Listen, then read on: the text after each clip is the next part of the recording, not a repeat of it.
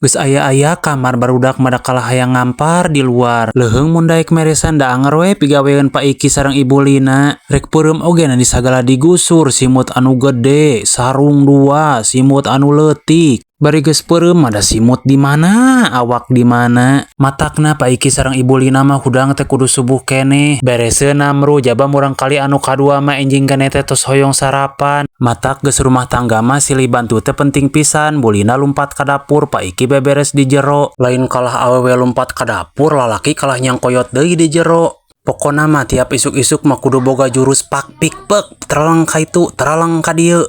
Sok aneh Pak Iki mah ya ibu-ibu anu ngomen dina konten Pak Iki. Nah, cenah pagawean bumi teh manis sagala ku Pak Iki, ari Ibu Linana ka mana? Jiga sanes ibu rumah tangga wae nya teu apaleun kitu kasibukan di imah teh kumaha. Kan loba keneh pagawean imah teh masak, ngurus budak sakola. Acan seuseuheun, setrikaeun da Pak Iki mah paling hoream kanu 2 eta mah.